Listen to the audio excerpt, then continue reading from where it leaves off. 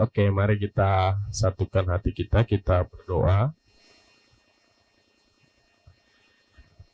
Ya Bapa yang mengasihi kami bersyukur kepada Tuhan untuk kesabaran dan kemurahan-Mu yang hari lepas hari bisa kami terima. Sesungguhnya di tengah keberdosaan kami ada selalu kerinduan bagi kami menyenangkan hati Tuhan, ingin dekat dengan Tuhan, mengenal jalan-jalan-Mu, mengenal kehendak-Mu di dalam hidup kami. Kami rindu ya Bapa. Namun kami sungguh sadar juga dosa yang ada di dalam diri kami membuat kami sering sekali tidak mampu mengerti kehendak Tuhan, mengenali Engkau dengan baik. Dan karena itu kami sungguh membutuhkan pertolongan Tuhan. Roh-Mu yang kudus mengajar kami, memberi kekuatan kepada kami, pengertian kepada kami. Itu yang kami rindukan ya Bapa melalui pertemuan kami di sore sampai malam hari ini. Tuhan mengajar kami melalui firman-Mu, melalui interaksi di antara kami, dan melalui seluruh perbincangan-perbincangan kami. Karena itu hadirlah Engkau mengajar kami bersama-sama. Di dalam nama anak-Mu Yesus Kristus, Juru Selamat kami yang hidup, kami naikkan doa kami ini. Amin. Selamat sore teman-teman semua. Boleh pinjam apa ya?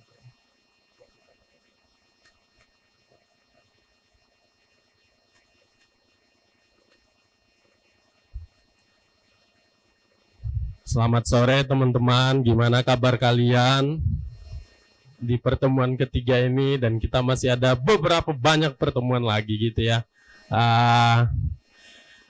Saya akan berjuang mudah-mudahan bisa ya mengajak kita lebih banyak berefleksi ya, atau mungkin nanti akan ada sesi-sesi diskusi, harapannya begitu. Dan di pertemuan yang ketiga ini kita akan bicara tentang kehidupan yang mengenal Allah.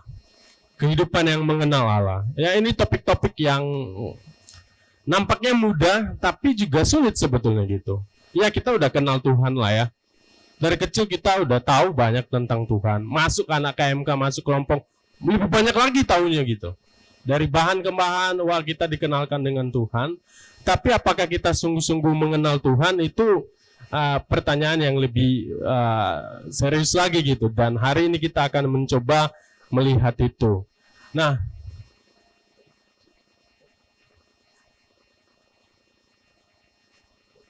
next aja bro, nggak bisa.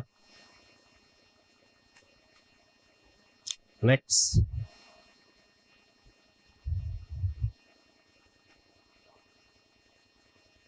Oke. Saya mulai dengan satu pernyataan Martin Luther yang sangat penting. Dia berkata begini. Let God be God.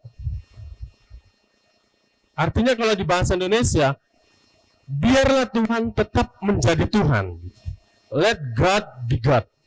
Kenapa Martin Luther sebut biarlah Tuhan tetap menjadi Tuhan, atau biarlah kita semua menjadikan Tuhan itu benar-benar Tuhan? Karena apa? Karena persoalan manusia adalah sering tidak menjadikan Tuhan itu Tuhan yang sesungguhnya gitu. Tuhan yang sesungguhnya enggak dijadikan Tuhan. Jadi salah satu yang ditekankan Martin Luther adalah bagi orang Kristen, kita harus sungguh-sungguh menjadikan Tuhan itu benar-benar Tuhan atas hidup kita.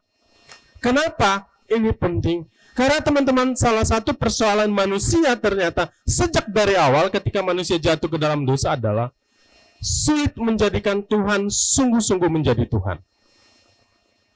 Saya tidak tahu apakah minggu lalu disinggung, ada satu tulisan pengantar katekisme Westminster menyebut, apa sih tujuan hidup manusia, kenapa Tuhan ciptakan manusia?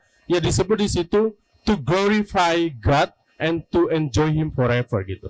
Sejak awal Tuhan ciptakan manusia supaya kita bisa menikmati Dia, lalu kemudian memuliakan Tuhan selama-lamanya. Tetapi dosa menghalangi itu.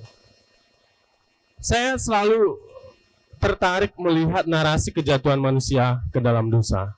Adik-adik semua tahu nggak apa yang membuat manusia jatuh ke dalam dosa. Kalau saya coba lihat sekali lagi ya, saya ajak kita lihat Kejadian 3, 4 sampai 5. Ya, kita sama-sama tahu sejak awal manusia diciptakan segambar dan serupa dengan Tuhan, menikmati Tuhan dengan baik sampai akhirnya manusia jatuh ke dalam dosa. Nah, ada satu pernyataan yang saya highlight di situ. Nah, ini adalah godaan si iblis kepada si Hawa. Waktu pertama kali manusia itu digoda oleh ular, iblis tentu saja ya. Nah, perhatikan di situ. Kalimatnya adalah, adapun ular adalah binatang yang paling cerdik pada waktu itu. Nah, ini menarik. Bagi saya, kenapa menarik? Karena ternyata iblis itu pada waktu itu pakai yang paling cerdik, yaitu ular. Dan sampai hari ini iblis itu pakai sesuatu yang menyenangkan juga, yang paling cerdik. Ya, sekarang yang paling smart itu apa? Smartphone. Dia pakai, jadi dia memang luar biasa. Dia kontekstual juga iblis ini. Kalau pada waktu dia pakai ular yang sangat cerdik, yang hebat, dan sampai sekarang cara kerjanya kira-kira masih begitu. Waktu itu godaan, dan ini yang saya highlight di sini,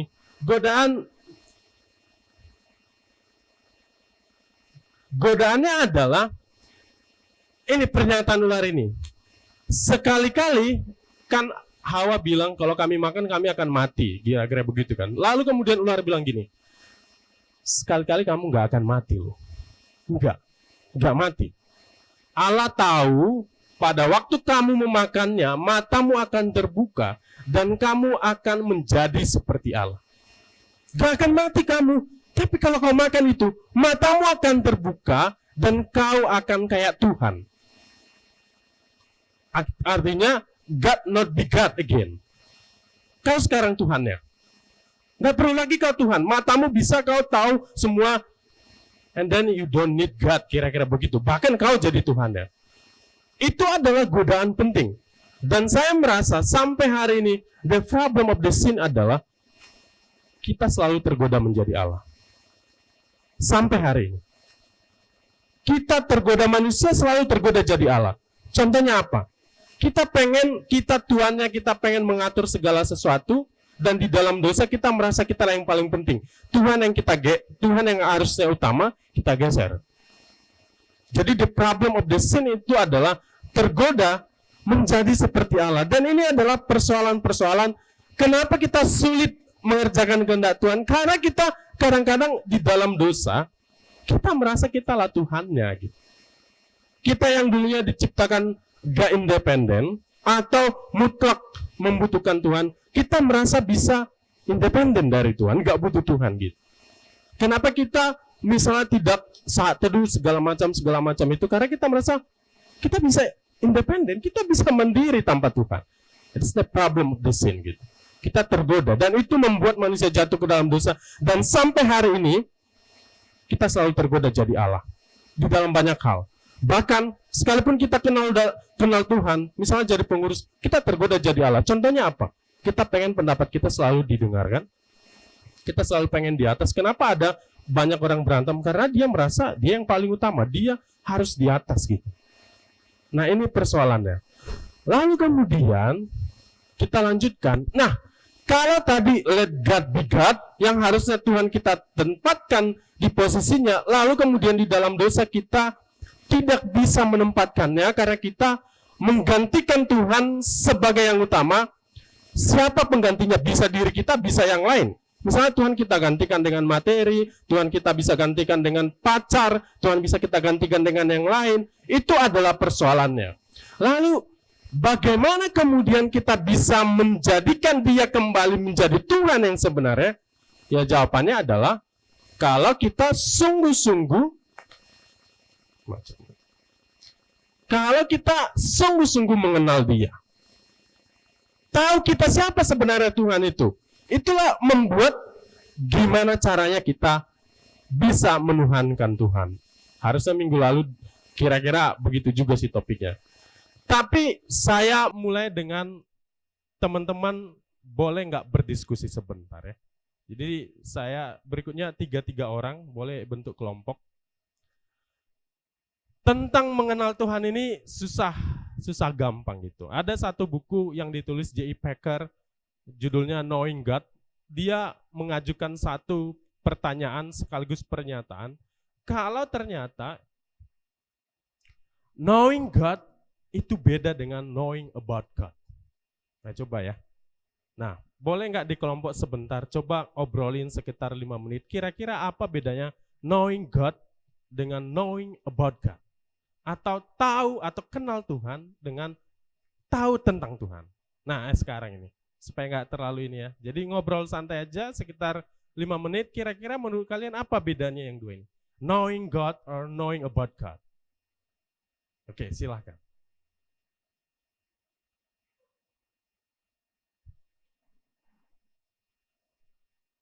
Harusnya nggak terlalu sulit sih ya. Kira-kira menurut kalian aja apa ya bedanya ya? Knowing God, knowing about God.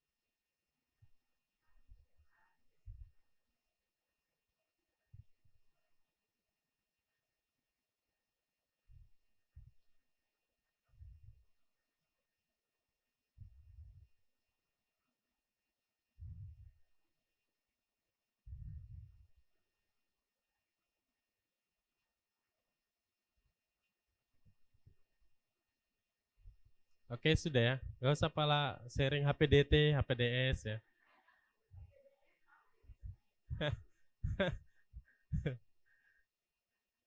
Sudah ya? Cukup ya? Ada yang mau menyampaikan hasil diskusinya nggak ya?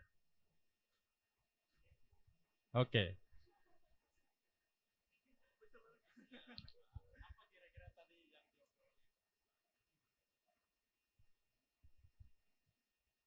Boleh. Cek, cek. Ya, shalom semuanya. Ya, perkenalkan nama aku David Sregar dari UPFIB, sekarang sebagai PKK. kalau knowing God or knowing about God. Jadi kalau knowing God itu mengenal secara pribadi siapa itu Allah, mengenal mengenal Dia karena ada relasi yang dibangun di dalamnya. Kalau knowing about God itu berarti hanya tahu tentang Allah secara pengetahuan, hanya sekedar tahu bahwa ya itu Allah gitu, tapi nggak ada relasi yang dibangun dalamnya kayak gitu, Bang. Oke. Selesai sesi kita. Selesai. Oke. Oke, thank you. Berarti yang saya tangkap knowing about God itu bicara tentang personal ya, relationship, pada relasi yang pribadi. Tapi knowing about God itu bicara tahu, pengetahuan ya gitu ya kira-kira ya. Dari sayap kiri ada nggak yang beda atau sesuatu yang lain mungkin? Atau sama? Pasti sama. Oke, nggak apa-apa juga kalau sama sih. Oke, harusnya memang tidak terlalu sulit kita bedakan. Nah, nanti kita akan lihat. Teman-teman, saya selalu digelisahkan dengan ayat ini dan mudah-mudahan ini pun selalu saya ajak kita juga digelisahkan dengan ayat ini. Salah satu ayat yang sering menggelisahkan saya dan terus jadi pengingat, saya ajak juga kita digelisahkan ayat ini adalah apa yang dituliskan di dalam Matius 7 ayat 21 sampai 23. Matius 7 ayat 21 sampai 23. Saya akan bacakan bagi kita, silakan diikuti, buka Alkitabnya atau lihat di depan juga boleh. Ayat 21, bukan setiap orang yang berseru kepadaku Tuhan, Tuhan, akan masuk ke dalam kerajaan sorga, melainkan dia yang melakukan kehendak Bapakku yang di sorga. Pada hari terakhir banyak orang akan berseru kepadaku, Tuhan, Tuhan, bukankah kami bernubuat demi namamu, dan mengusir setan demi namamu, dan mengadakan banyak mujizat demi namamu juga? Pada waktu itulah aku akan berterus terang kepada mereka dan berkata, aku tidak pernah mengenal kamu. Enyahlah daripadaku kamu sekalian pembuat kejahatan. Nah, memang ayat ini bicara tentang zaman akhir, bahwa ini adalah pengingat Tuhan tentang pengajar-pengajar sesat. Tapi saya pikir ini patut kita renungkan. Karena Tuhan Yesus bilang, ternyata ada banyak orang yang melakukan bahkan banyak hal yang besar ya. Dikatakan tadi di situ, bernubuat bahkan demi nama Tuhan gitu. Bahkan dikatakan mengusir setan demi nama Tuhan, melakukan banyak mujizat, dan itu bawa nama Tuhan loh. Tetapi di akhir Tuhan bilang, enyahlah kamu karena aku gak pernah kenal kamu gitu. Gak pernah kenal kamu. Saya coba bayangkan diriku misalnya ketemu Tuhan, lalu aku bilang, Tuhan aku coba ikuti tahun 2011 aku udah jadi PKK, aku jadi koordinasi, aku melayani Tuhan, aku berkhotbah segala macam dan seterusnya. Aku ikut pelatihan pemurid 16 pertemuan loh Tuhan. Dan Tuhan bilang, kok aku gak pernah kenal ya kamu ya. Bagi saya ini pengingat penting juga. Ternyata tahu tentang Tuhan itu, orang yang ikut rohani melakukan banyak hal, belum tentu mengenal Tuhan dan dikenal Tuhan. Karena itu teman-teman, ada dua kata yang sering dipakai di dalam Alkitab bicara tentang mengenal. Saya nggak tahu apakah kalian familiar dengan ini. Satu itu kata yang sering dipakai adalah ginosko. Dan kata yang ini tadi, yang waktu Tuhan bilang, aku tidak pernah mengenal kamu yang merah ini, dia pakai kata ginosko, bahasa Yunaninya.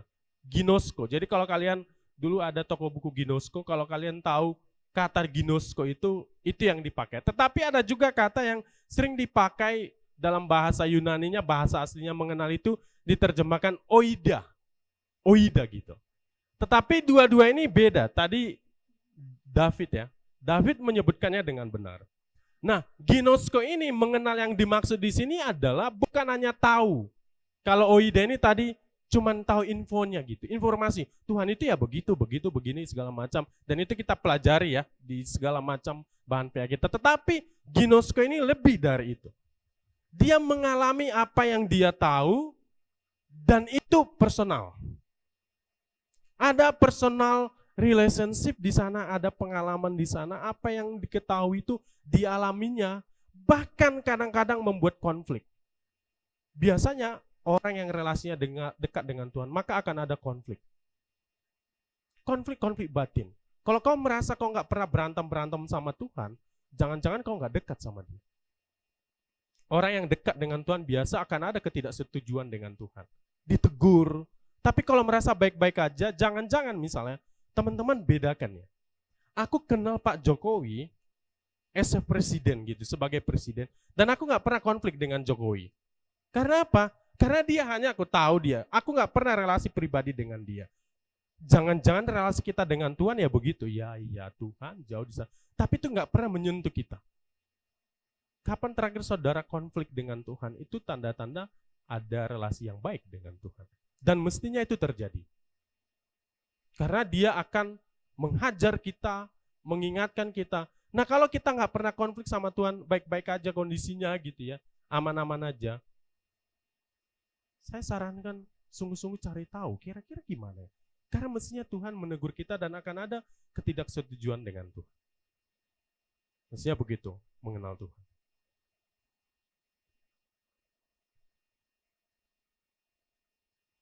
Sampai di sini ada yang mau pulang? Ada yang mau ditanya teman-teman?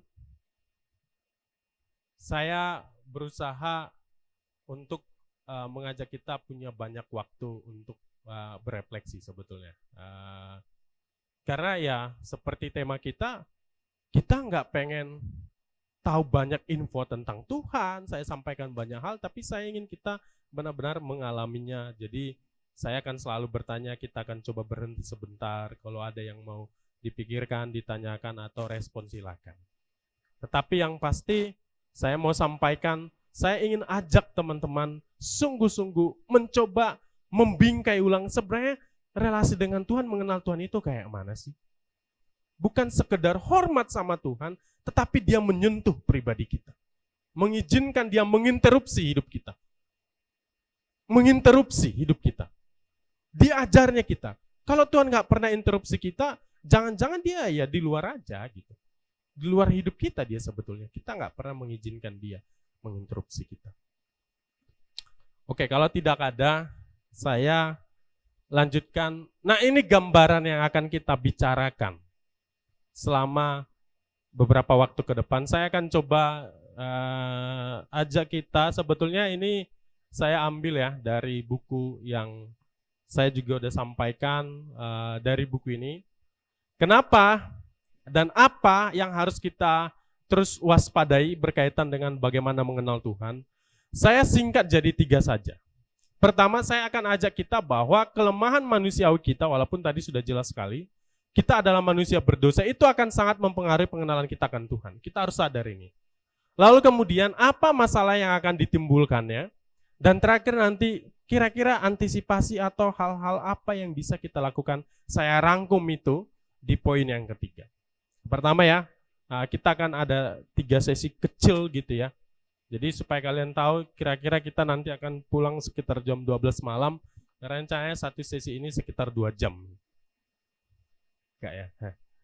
Kita akan pertama-tama lihat bagaimana kelemahan manusiawi kita membuat kita sulit mengenal Tuhan. Dosa yang ada itu. Selagi saya ajak kita teman-teman buka bagian firman Tuhan. Sorry itu bukan Lukas 8 ya. Kelihatannya Lukas 18. Kayaknya saya salah ketik. Kalau tidak saya coba cek ya. Saya ajak kita buka Lukas 18 kalau tidak salah. Dan ini saya ambil ya, saya adopsi dan memang saya lihat dari buku pengantar yang tadi saya sebut di awal itu ya. Ya betul, Lukas 18 ayat 9 sampai 14. Sebelum lebih lanjut, saya ajak kita membacanya secara responsoria. Lukas 18 ayat 9 sampai ayat yang ke-14. Mari kita baca bergantian, saya akan mulai dari ayat 9. Teman-teman silakan lanjutkan sampai ayat yang ke-18. Saya pakai Alkitab TB2, terjemahan baru 2, jadi mungkin ada kata-kata yang sedikit berbeda itu nggak jadi masalah, bukan karena saya sesat ya, beda ya. Ini Alkitab terjemahan terbaru, kalau teman-teman punya uang sebaiknya dibeli karena ada banyak perubahan-perubahan yang lebih mudah untuk membuat kita mengerti. Ayat 9 ya, Lukas 18 ayat 9 sampai ayat yang ke-14. Saya mulai dari ayat 9. Perumpamaan tentang orang Farisi dengan pemungut cukai. Kepada beberapa orang yang menganggap dirinya sendiri benar dan memandang rendah semua orang lain, Yesus menyampaikan perumpamaan ini. Silakan ayat 10.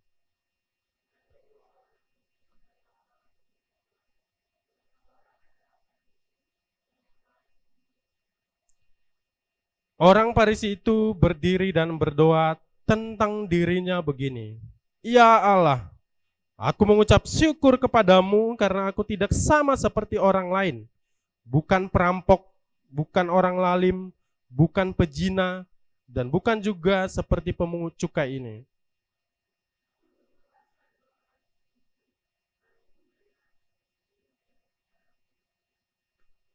Namun pemungut cukai itu berdiri jauh-jauh, bahkan ia tidak berani menengadah ke langit, melainkan ia memukul-mukul dadanya dan berkata, "Ya Allah, kasihanilah aku orang berdosa ini."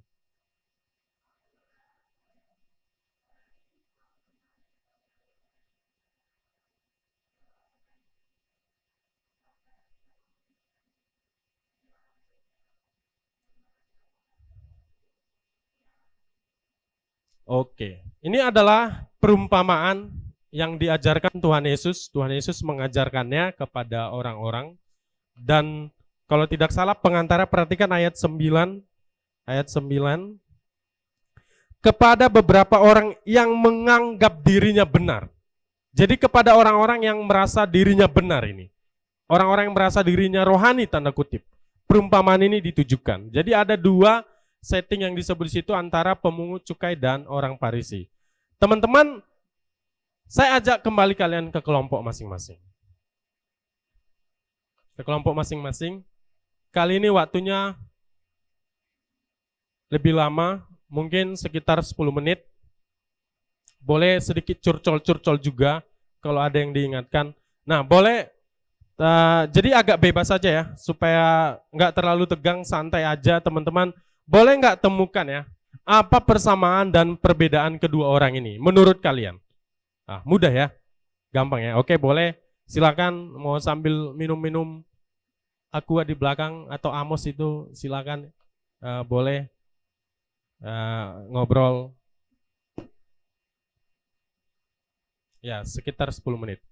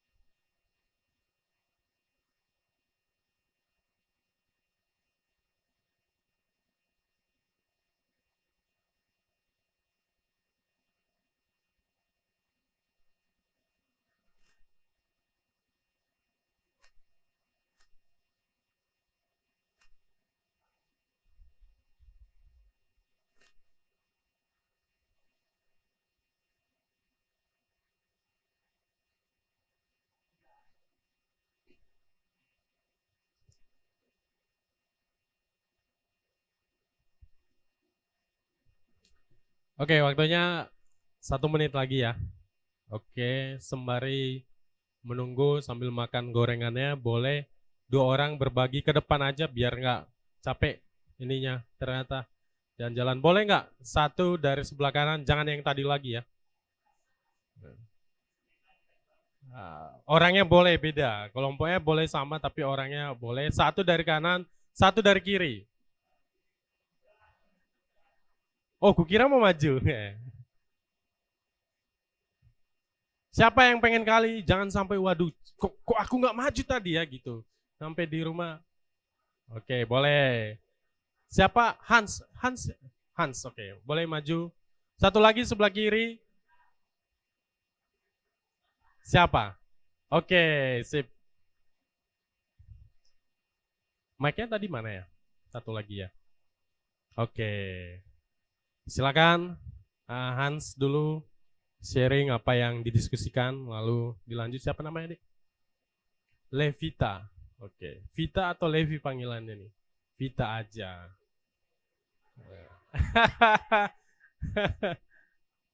Oke.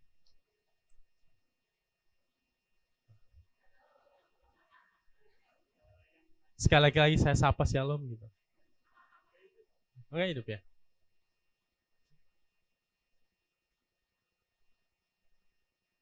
Oke. Cik. Kasih sama ahlinya, pakai ini aja. Oke, shalom bagi kita semua. Perkenalkan, nama aku Hans Lalai, aku dari UP MIPA, koordinasi dari UP MIPA. Di sini tadi pertanyaannya kan apa persamaan dan perbedaan kedua orang Farisi dan pemungut cukai tadi. Ketika si orang Farisi datang ke bait Allah, mereka sama-sama datang ke bait Allah, sama-sama datang menghadap ke Allah. Tapi yang satu dengan memandang statusnya berbeda dengan orang lain, memandang statusnya lebih baik dari orang lain. Yang satu lagi dia menganggap statusnya itu sangat rendah di hadapan Allah, sangat berdosa,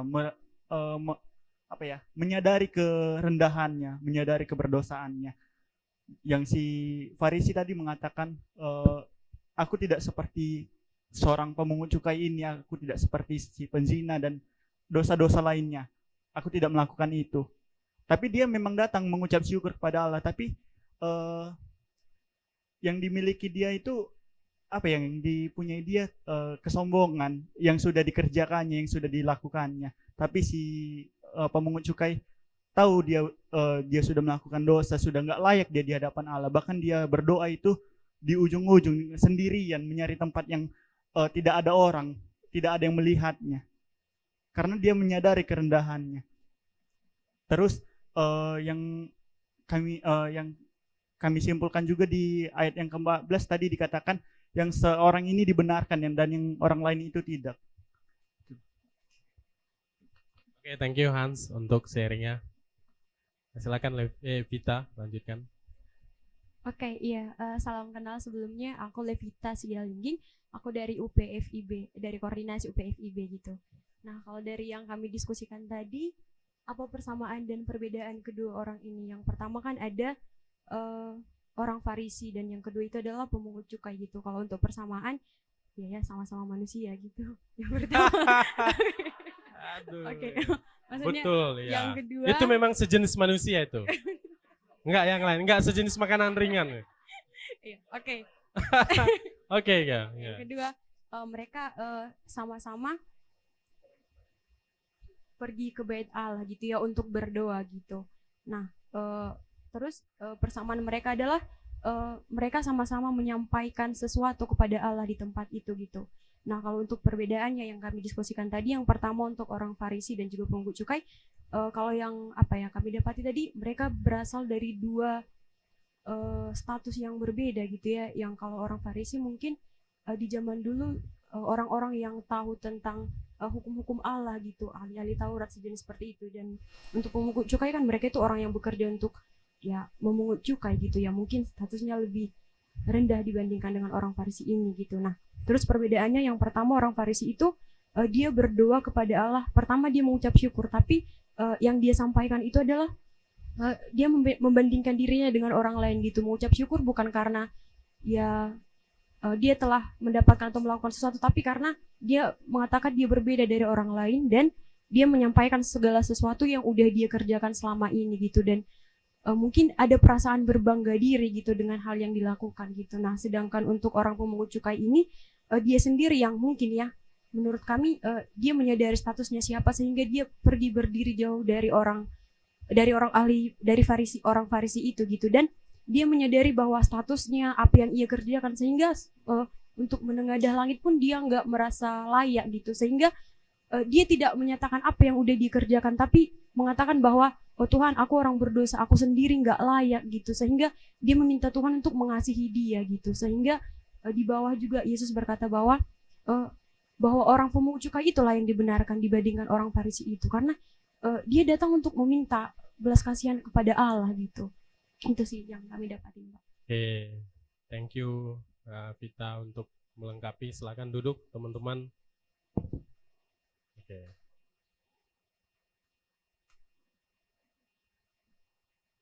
Lagi-lagi materinya sudah ditangkap dengan baik. Oke, tapi saya pikir ini cukup jelas teman-teman, tapi saya coba rangkup lalu setelah itu kita akan lihat. Kalau kita lihat, wah nampak nggak ya? Nah, tadi juga sudah disebut persamaannya keduanya sama-sama pergi ke bait suci. Keduanya sama-sama pergi ke bait suci dan menghadap Allah secara pribadi. Kita bisa sama-sama berdoa, datang ke kelompok kecil, datang ikut pelatihan, kita bisa sama-sama pergi, bahkan sama-sama berdoa, melakukan banyak aktivitas rohani dan seterusnya yang lain.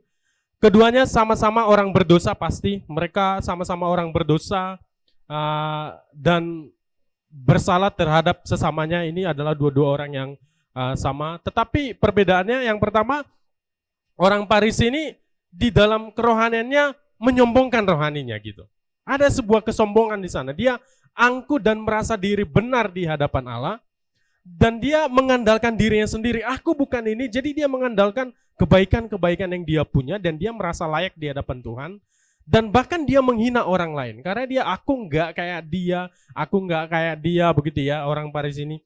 Tapi sebaliknya adalah pemungut cukai ini, dia sangat rendah hati, ada penyesalan di hadapan Allah, bahkan melihat dirinya sebagai orang berdosa, tidak membandingkan dirinya dengan orang lain. Ini jelas Tuhan sebutkan, dan saya tidak menyimpulkan sendiri, Tuhan Yesus yang mengatakan kalau orang yang seperti pemungut cukai. Nah ini kan perumpamaan, kita nggak tahu ini terjadi apa enggak. Nggak disebut terjadi apa enggak, tapi ini perumpamaan yang Tuhan sampaikan untuk mengatakan kalau yang dibenarkan adalah apa yang dilakukan oleh pemungut cukai ini. Teman-teman, semakin kita mengenal Tuhan, semakin kita merasa nggak layak di hadapan Tuhan. Kalau makin banyak orang ikut kegiatan-kegiatan rohani, merasa dia lebih rohani daripada yang lain, kadang-kadang itu justru menjauhkan kita dari Tuhan. Orang yang semakin dekat dengan Tuhan, itu akan tertuju, hatinya akan semakin merasa nggak layak, merasa nggak berdosa, terus-menerus di hadapan Tuhan. Saya pernah mengalami, terus terang saya juga nggak tahu, terkadang di dalam melakukan aktivitas rohani saat teduh segala macam, di dalam diri saya dulu bahkan sampai sekarang masih pergumulan, ternyata saya sering nggak melakukannya untuk Tuhan, tetapi membandingkan diri dengan orang lain. Ya memang nggak apa-apa ya, kalau kita di kelompok kecil sering, mungkin teman kita 7/7 kita berapa, itu bisa dari motivasi, tapi itu bisa bahaya. Karena ternyata kita menjadikan melakukan disiplin rohani itu sebagai kompetisi teman-teman dengan yang lain. Wah aku lebih hebat loh dari yang lain. Itu ada bahayanya. Kita nggak memfokuskan diri kita kepada Tuhan. Nah itu yang ditegur Tuhan di sini. Lalu kemudian saya kutip ya pernyataan kedua penulis di buku ini. Ini kutipan yang langsung saya ambil. Dia berkata begini, perumpamaan ini merefleksikan bahwa orang yang merasa diri benar akan sulit mempercayai Tuhan. Kenapa kita sulit mempercayai Tuhan? Karena kita merasa udah punya banyak hal, dan semakin kita merasa punya banyak hal, semakin kita merasa nggak butuh Tuhan. Tapi semakin kita merasa kita, wah nggak ada tahu, makin dalam kita sebenarnya mengenal Tuhan, makin kita merasa nggak, makin haus akan Tuhan. Dan apa yang dilakukan oleh orang Farisi ini mengungkapkan isi hati yang pertama. Sebenarnya dia nggak mau bergantung pada siapapun. Sebenarnya dia melakukan aktivitas, tapi dia sedang mengandalkan dirinya. Aku dah ini, dan aku dah ini. dan merasa diri benar, pikirannya penuh dengan pikiran dan kebaikannya sendiri. Ia tidak menganggap dirinya orang berdosa. Teman-teman ingat nggak perumpamaan tentang orang yang hilang? Yang dua orang ini. Kita sering memaknai orang yang hilang itu adalah si bungsu. Tetapi dua-duanya itu sama-sama hilang. Yang satu hilang karena merasa ingin bebas dari Tuhan. Si sulung hilang karena apa? Karena dia merasa perbuatannya itu layak bagi Tuhan. Bahkan dia kan tuntut bapaknya. Si sulung bilang, aku kan udah ini, kenapa Tuhan? Justru dia pengen atur Tuhan. Kadang-kadang makin rohani kita pengen atur-atur Tuhan. Kita merasa paling rohani. Mestinya kita semakin bergantung kepada Tuhan. Nah teman-teman, kita di sini calon-calon PKK, bahkan ada yang pengurus. Kerohanian yang sejati mestinya membuat kita semakin mengenal Tuhan, makin rindu. Makin banyak kita tahu akan Tuhan. Tanda kutip ya, semakin kita merasa nggak ada apa-apanya. Nah, sadari ini teman-teman. Karena itu saya kutip pernyataan Tuhan Yesus di dalam khotbah di bukit, Matius 5 ayat 3 sebetulnya bukan 13. Banyak yang salah ketik kayaknya karena tak gimana ya, tahu juga lah. Ayat ini penting teman-teman. Dia berkata, berbahagialah orang yang miskin di hadapan Allah. Miskin di sini bukan miskin materi ya. Jadi miskin di hadapan Allah ini berarti orang miskin itu gak ada apa-apanya. Orang miskin itu berarti dia merasa gak punya apa-apa.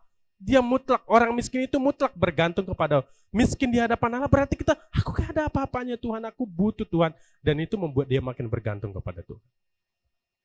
Miskin di hadapan Tuhan. Dan di dalam dosa, tanpa kita sadari, kadang-kadang, nah ini tadi kelemahan manusia kita di dalam dosa, dosa itu akan selalu mendorong kita, akhirnya kita merasa nggak butuh Tuhan. Sampai di sini, ada yang mau ditanya? Cukup jelas? Cukup jelas ya? Ada yang sudah mau pulang? Sudah Pak goreng Bang, pulang aja. Nggak apa-apa juga. Tapi dimarahi Kak Tria nanti. Oke, itu ya bagian yang pertama, kelemahan manusia kita. Teman-teman, saya asumsikan semua orang di tempat ini sudah kenal dan terima Tuhan Yesus sebagai juru selamat pribadi.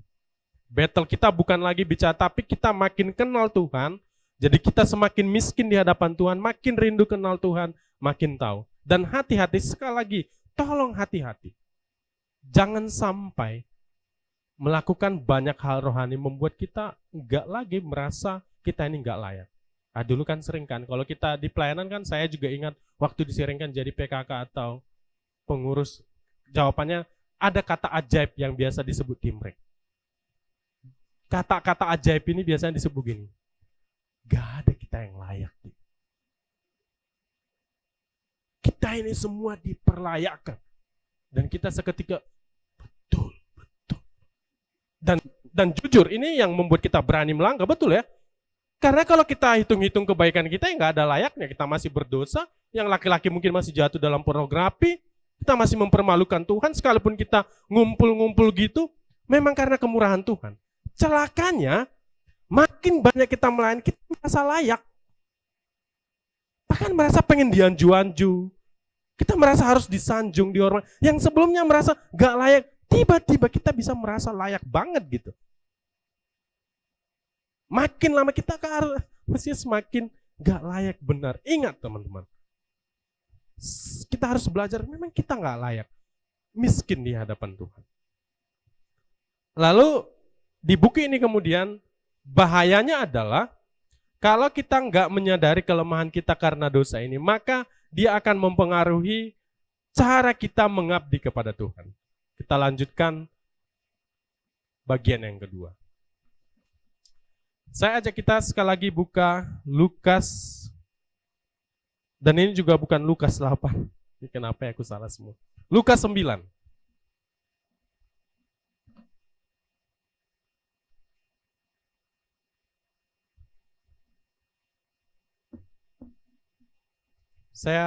Ini adalah bagian yang sudah biasa bagi kita.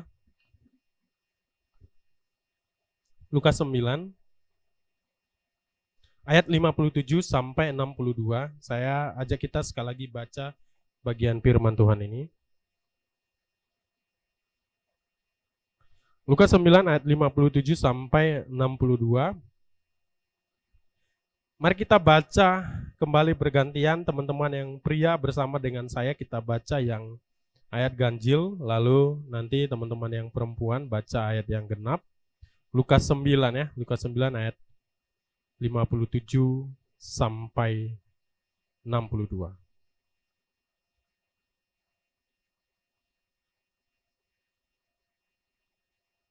Sekarang buka Alkitabnya, saya ambil yang TB1 saja supaya bisa sama.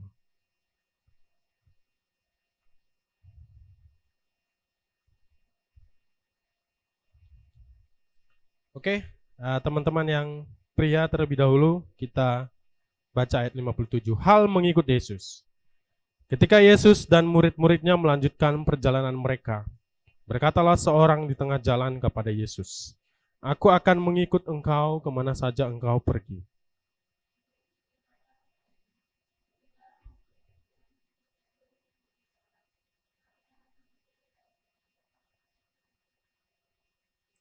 Lalu ia berkata kepada seorang lain, "Ikutlah aku."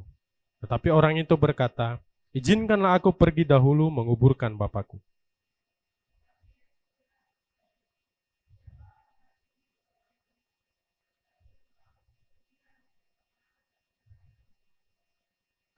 Dan seorang lain lagi berkata, "Aku akan mengikut engkau Tuhan, tetapi izinkanlah aku pamitan dahulu dengan keluargaku."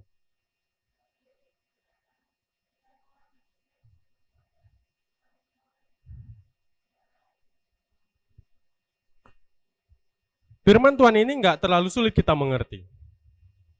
Nggak terlalu sulit. Dikisahkan ada 3 orang yang hal mengikuti Yesus, ada 3 tipe orang ya. Kalau saya bahasakan ada 3 tipe orang yang Tuhan Yesus ajarkan mereka mengikut Tuhan. Orang pertama disebut di situ ada yang inisiatif. Dia inisiatif. Perhatikan ayat 57. Dia berkata ketika Yesus sedang dalam perjalanan, ada satu orang datang. Perhatikan kalimatnya, "Aku akan mengikut engkau kemana saja engkau pergi." Kalau kau PKK punya AKK kayak gini, senangnya minta ampun. AKK yang sangat bertumbuh, aku akan ikut. Aku mau ikut kelompok kecil, Kak, terus nanti aku akan jadi PKK. Semangatnya luar biasa ikut Tuhan. Kalau kita ketemu AKK yang begini, wah luar biasa nih calon-calon yang baik ini ke depan. Dia sangat inisiatif, dia menawarkan diri, kemana saja engkau pergi. Dikatakan begitu loh. Tetapi jawaban Yesus ini mengagetkan. Nah, kita nggak tahu, kita meyakini Tuhan tahu hati seseorang. Lalu Tuhan Yesus jawabnya begini. Serigala punya liang dan burung mempunyai sarang, tetapi anak manusia nggak mempunyai tempat untuk meletakkan kepalanya. Saya bingung, ini Tuhan Yesus kok ngomong liang, burung, segala macam, orang mau ngikut dia gitu. Apa yang disampaikan, apa yang dijawab Tuhan. Tuhan mau bilang, kira-kira begini. Serigala itu punya punya liang, serigala punya liang, punya tempat untuk membuat dia nyaman, burung punya sarang, tetapi anak manusia, maksudnya dia, tidak mempunyai tempat meletakkan kepala. Singkatnya Tuhan Yesus bilang begini, kamu yakin ngikut aku? Ngikut aku itu gak menyenangkan loh. Berarti Tuhan Yesus tahu ini orang mengikut dia dengan motivasi yang salah. Dan itu bisa dimengerti.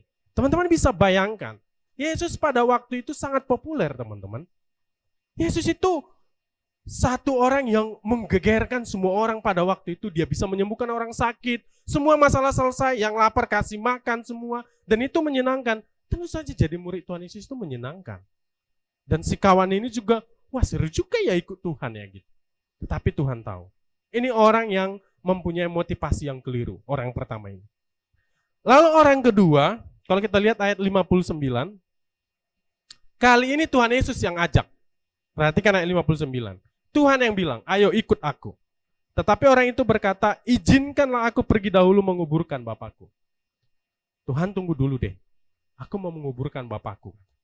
Pertanyaannya adalah, kalau dia bilang dia menguburkan bapaknya, berarti bapaknya mati. Benar nggak bapaknya mati? Menurut teman-teman? Ya nggak mungkin. Kalau papanya mati nggak mungkin dia di situ. Ya pasti sibuk lah ngurusi papanya gitu. Tapi dia mau bilang menguburkan Bapakku di sini maksudnya tunggu dulu Tuhan, mati dulu Bapakku, aku harus mengerjakan tanggung jawabku, lalu setelah itu nanti aku akan ikut Tuhan. tunggu, sabar.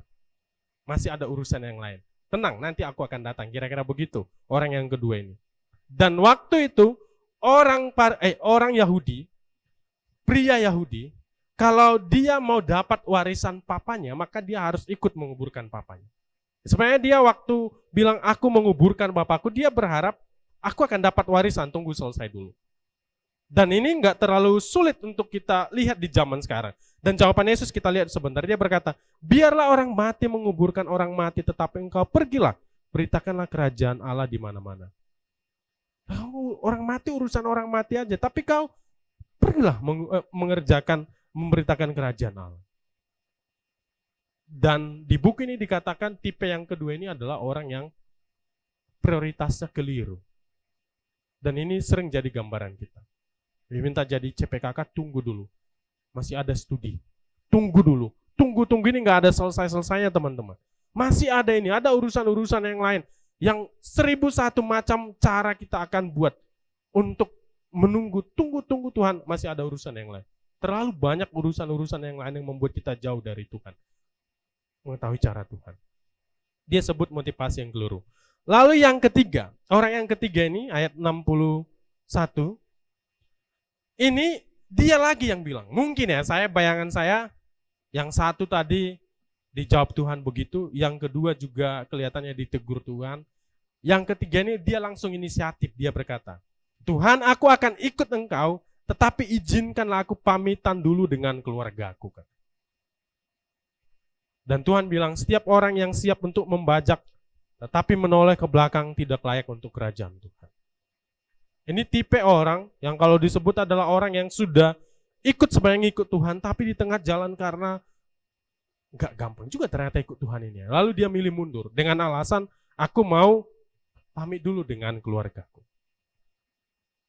Edmund Chan di dalam bukunya kemudian menyimpulkan tipe ketiga orang ini sebagai satu adalah seseorang yang mengikut Tuhan dengan motivasi yang keliru. Karena pengen dapat sesuatu dari Tuhan. Lalu kemudian yang tipe yang kedua ini adalah orang yang prioritasnya keliru. Dan yang ketiga adalah dia sebut bahasa yang pengabdiannya keliru, yang gak bisa menjadikan Tuhan satu-satunya yang utama di dalam hidup. Tuhan itu mesti satu-satunya. Bukan yang pertama sebelum, satu-satunya. Disebut begitu teman-teman. Saya ajak kalian, kali ini nggak diskusi, tapi sharing. Apa bedanya? Saya nggak minta jawabannya nanti. Teman-teman, 5 menit kembali di kelompok. Ini sharing heart to heart ya, kalau boleh jujur. Kira-kira di mana posisi kita sekarang di antara ketiga jenis orang ini? Apa yang sering jadi persoalan kita, apakah ya yang sekarang ya, atau mungkin pernah dialami motivasi yang keliru, atau prioritas yang keliru, atau pengabdian yang keliru. Nah, saya kasih waktu 5 menit. Dan tenang, ini adalah diskusi yang terakhir. Tapi khotbahnya masih panjang. Boleh 5 menit. Ini sharing ya, kalau ngobrol kira-kira yang mana yang menggambarkan diri kalian.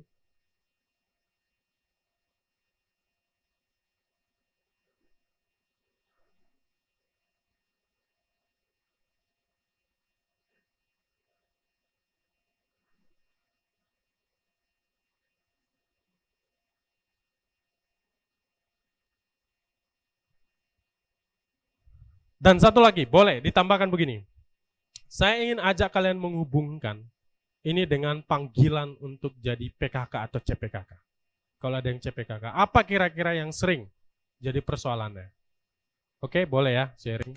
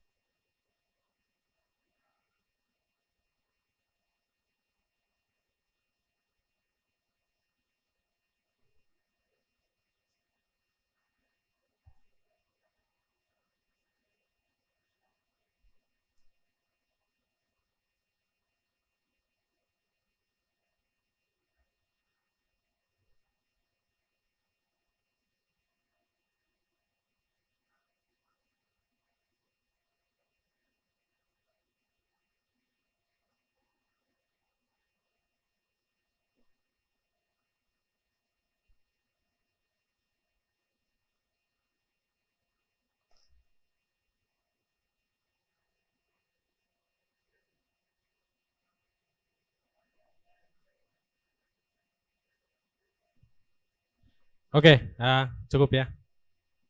Cukup. Itu sharing aja. Silakan dilanjutkan kapan-kapan ngobrolannya. Kalau udah sharing memang selalu kurang waktu ya. Oke. Saya berharap teman-teman ya paling tidak kita bisa, mungkin ada juga sekilas saya dengar tadi tiga-tiganya sih aku ada ya, tapi ya ini pengingat bagi kita ya. Teman-teman, seperti yang sebelumnya saya sebutkan, menjadi murid itu enggak langsung ya. Kita masih kadang jatuh, motivasi-motivasi, dan itulah sebabnya saya pikir mengenal Tuhan itu harus terus-menerus dilakukan. Mengoreksi kita untuk terus-menerus bisa mengalami Tuhan. Karena itu bagaimana kemudian kita bisa semakin mengenal Tuhan? Ini tadi Edmund Chan kemudian mengatakan di dalam bukunya, ini kalimatnya saya kutip ya. Kita memerlukan hikmat. Pertama hikmat. Hikmat itu berarti cara untuk merespon, memilih sesuatu, dan wawasan rohani. Hikmat dan wawasan. Wawasan itu pengetahuan. Kita butuh pengetahuan tentang Tuhan, tapi kita butuh hikmat agar kita bisa merespon setiap situasi dalam hidup kita dengan kacamata rohani. Dia bilang mencoba merespon segala sesuatu dengan kacamata rohani. Dan dia katakan kunci pertumbuhan dan vitalitas. Vitalitas itu berarti makin matang secara rohani adalah kemampuan melihat dengan cara pandang Allah. Makin belajar kita mengetahui cara pandang Allah. Dan dia sebutkan ini, tapi kadang-kadang faktor yang menghalangi kita bisa melihat dengan kacamata rohani yang tadi. Yang pertama ini. Yang pertama dia sebut beban yang berlebihan, tuntutan, harapan, target setiap hari. Ternyata itu bisa menghalangi kita melihat dari kacamata Tuhan. Teman-teman, beban berlebihan itu maksudnya hati-hati juga ya. Teman-teman yang pengurus, khususnya target, hati-hati kadang-kadang kita bicara target ini, target, tapi itu menjauhkan kita dari Tuhan.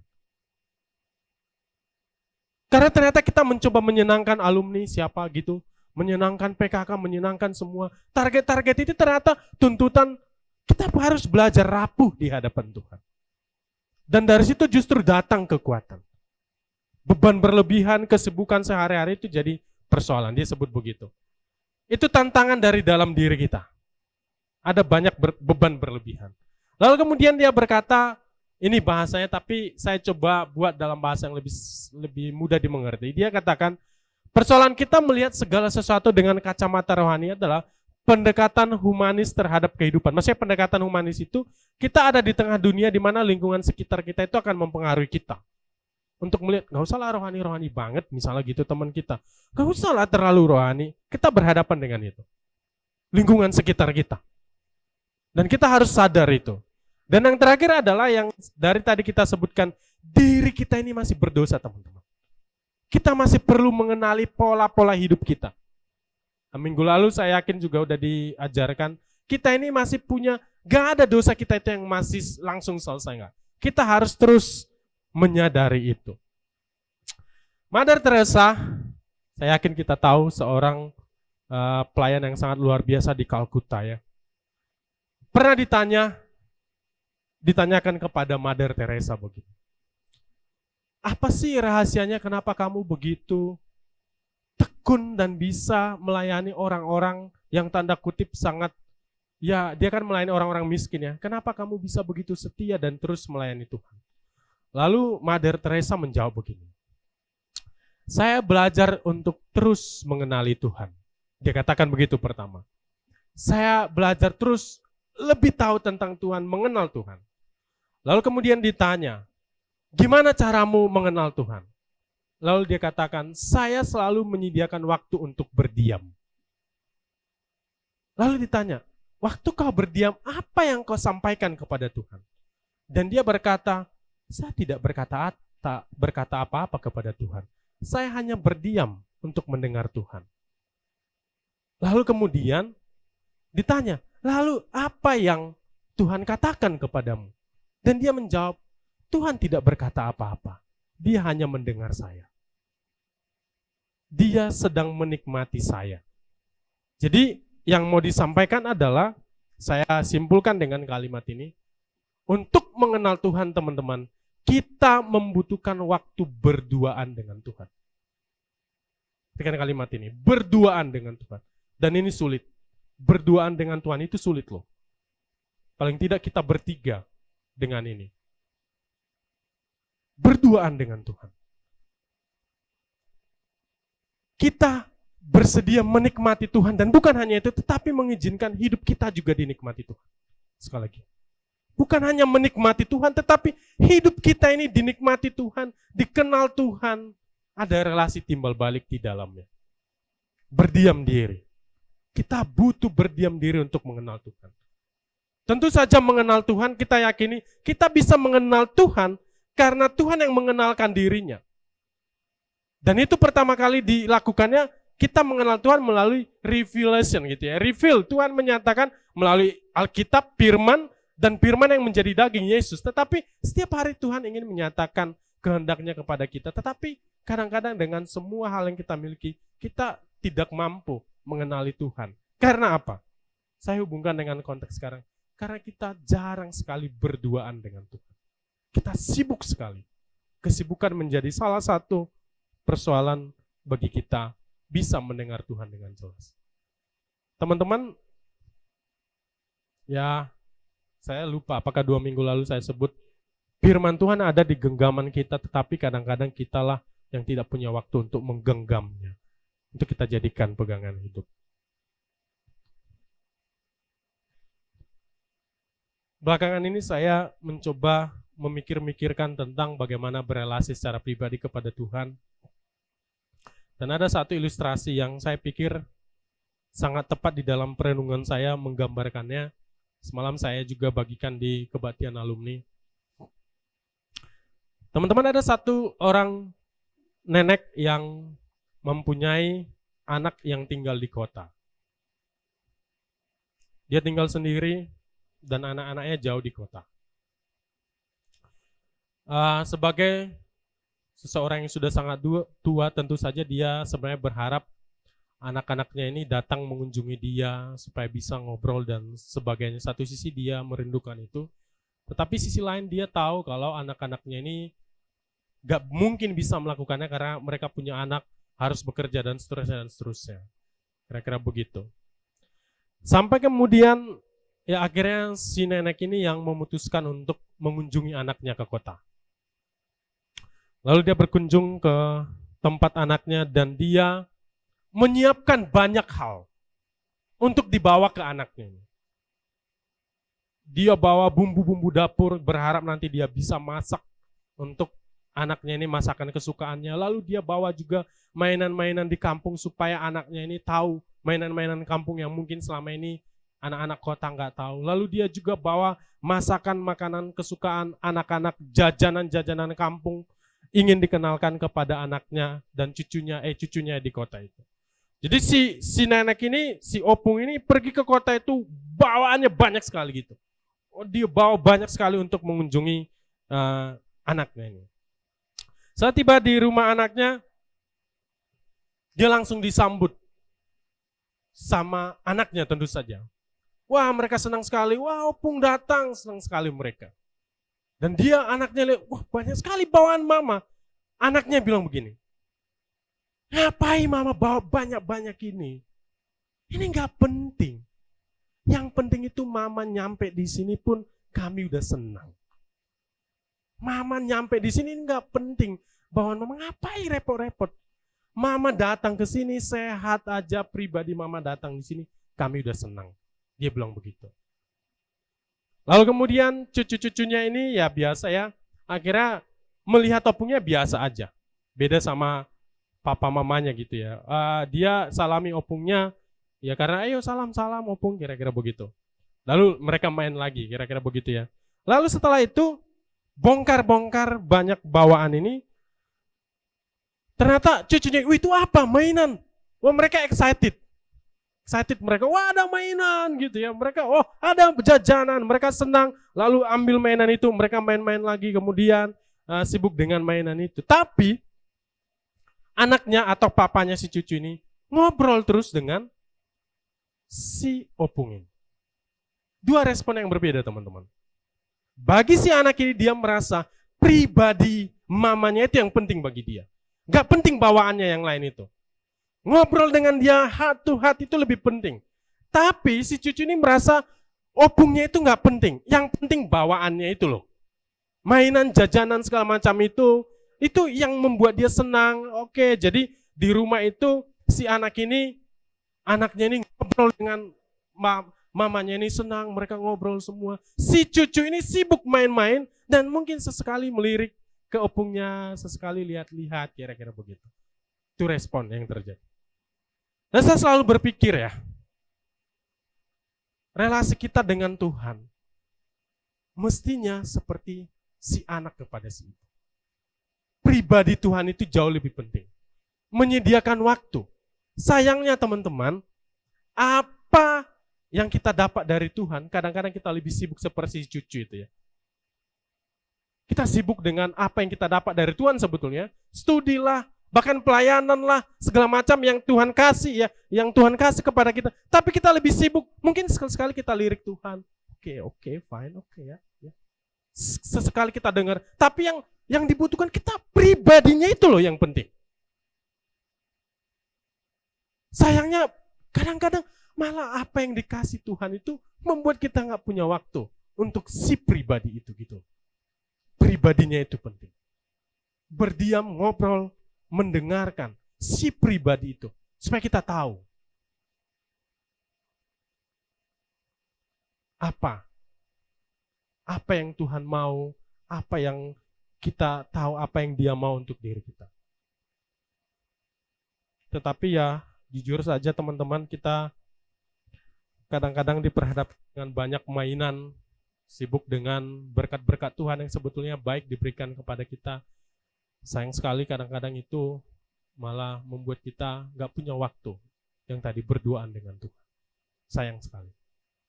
Ya mungkin kita masih dengar Tuhan, tetapi ya sekilas-sekilas gitu ya. Seperti cucu itu ya oke, saat teduh ya lakukan. Mungkin cuma sayup-sayup aja kita dengar Tuhan. Karena apa? Karena kita tidak menenangkan diri kita mengenal Tuhan, saudara.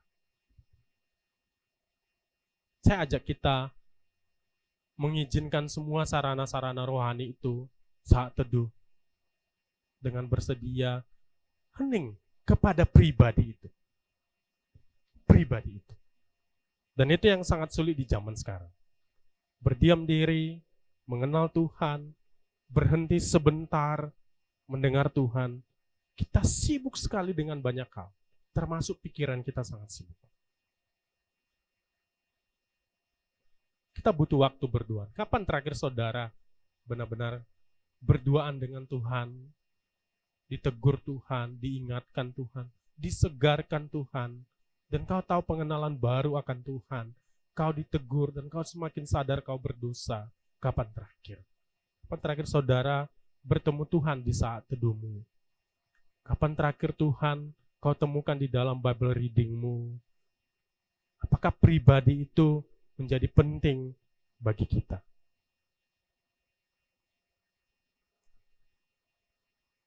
Saya ajak kita sekitar 2 menit untuk berdiam diri.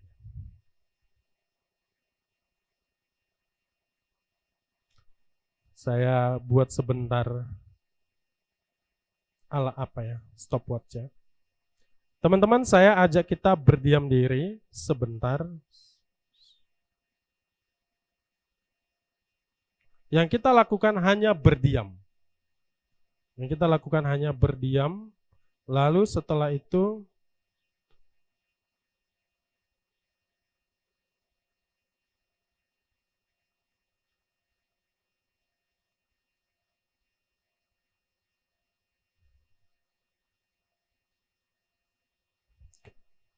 kita semua berdiam, lalu kau boleh ambil handphonemu atau satu kertas atau apa yang bisa menuliskan.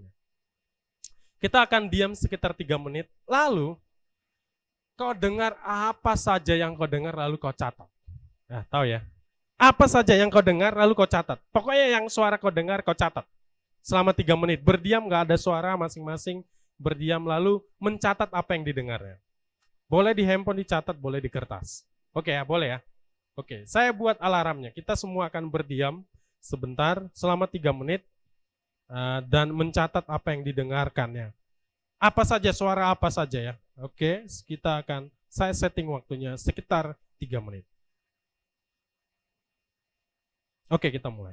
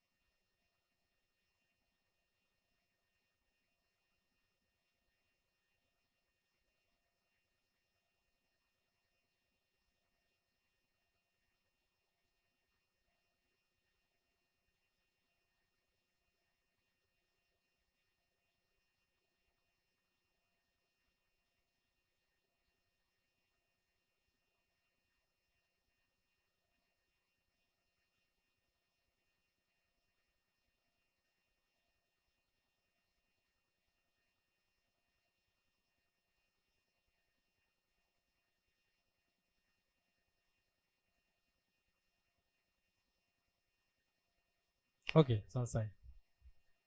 Siapa yang merasa lama kali? Lama ya? Lama nggak 3 menit? Menurut teman-teman? Siapa yang udah sempat tidur? Lama nggak 3 menit? Nggak lama kan mestinya ya? 3 menit itu waktu yang sedikit sekali itu teman-teman. Dari 24 jam sehari kan? 3 menit itu wah kecil sekali. Tapi itu bisa berasa lama kan ya? Tapi saya mau tanya. Apa yang teman-teman dengar selama 3 menit? Siapa yang mau duluan? Yuk. Yang didengar apa aja? Boleh yang catat, boleh berdiri 2 orang. Atau siapa saja. Apa yang didengar? Apa aja? Siapa nih duluan?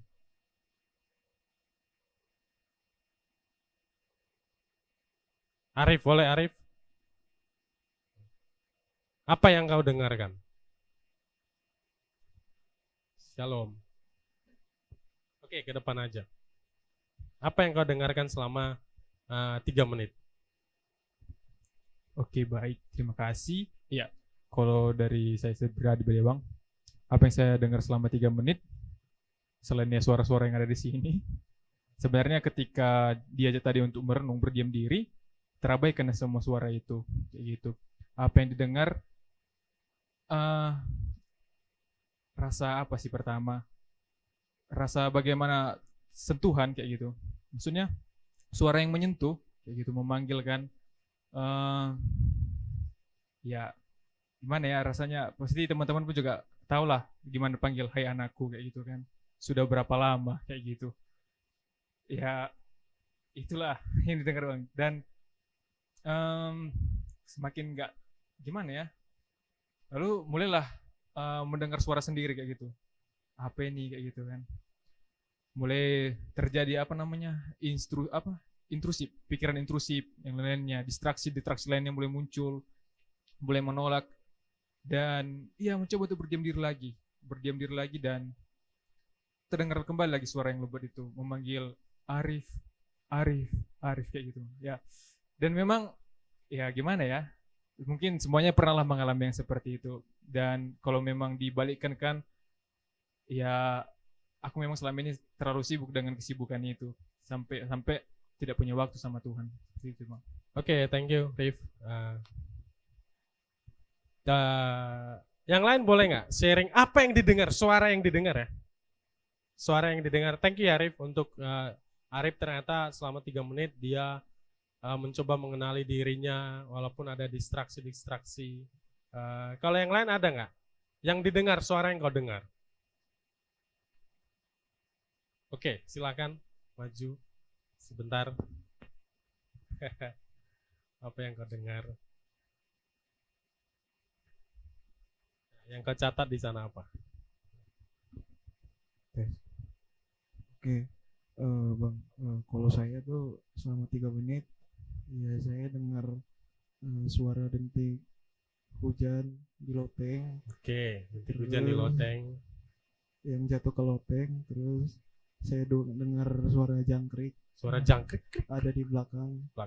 Ya. Terus saya dengar suara mesin yang di belakang. Ya. Betul. Terus saya juga dengar orang batuk tadi sedetik. Ada orang batuk, kau dengar juga. Terus saya juga dengar suara celotehan anak kecil di belakang. Celotehan anak saya di belakang. Oh ya, sorry maaf.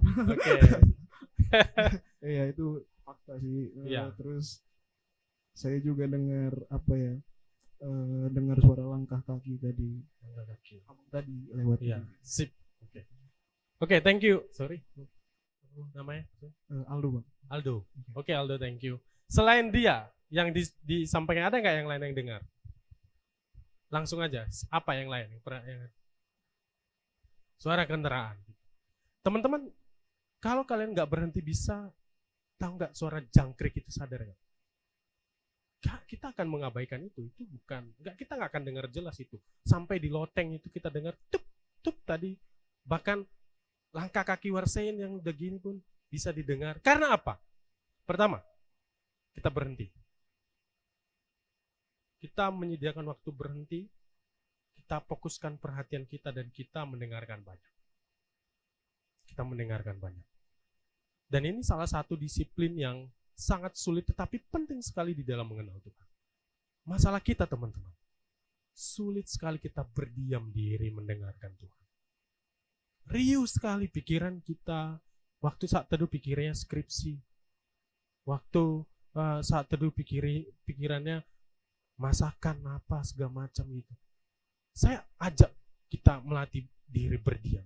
Karena Tuhan terus kok menyatakan dirinya melalui firman, tapi kita butuh mempush diri kita untuk berhenti. Bahkan nih yang pengurus-pengurus, semua kita tengah kesibukan kita, misalnya rapat, kadang-kadang kita perlu untuk break, stop sebentar, apakah kau pergi keluar kamar mandi 1 menit, 2 menit, supaya menenangkan diri. Tuhan, apa yang mau kau katakan sama aku? Di kuliah, itu latihan yang sangat bagus.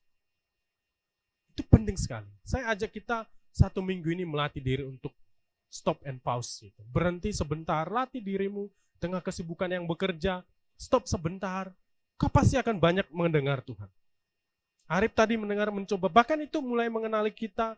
Sebenarnya ada beberapa disiplin-disiplin rohani yang baik, misalnya journaling ya, saya berusaha akan coba mengenal diri kita, merasakan kenapa aku marah misalnya begitu ya. Hanya waktu berdiam diri, kenapa aku marah misalnya begitu. Karena aku ini kan, kita akan semakin kenal diri kita, semakin belajar kenal Tuhan. Dan bahaya kita di zaman sekarang, sulit sekali kita untuk stop.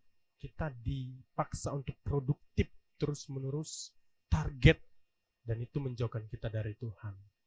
Seperti Marta yang sibuk sekali pengen melakukan banyak untuk Tuhan. Mungkin Tuhan pengennya, aku nggak pengen kau melakukan banyak untukku, tapi aku pengen aku melakukan banyak untuk. Jangan-jangan Tuhan menginginkan kita duduk sebentar, berdiam diri tengah semua kesibukan. Semoga dengan itu kita bisa belajar mengenal Tuhan. Nah, kita berdoa.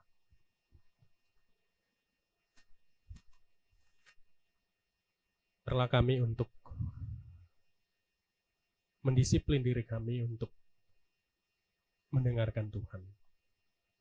Kami tahu di setiap situasi, di setiap keadaan Engkau berbicara kepada kami, karena kami adalah anak-anak-Mu. Kamilah yang tidak menyempatkan diri untuk berdiam mendengarkan Tuhan. Terlalu banyak mainan ke Tuhan, kesibukan-kesibukan yang membuat kami hanya sekilas saja mendengarkan Tuhan. Tidak berhenti, tidak memusatkan perhatian kami.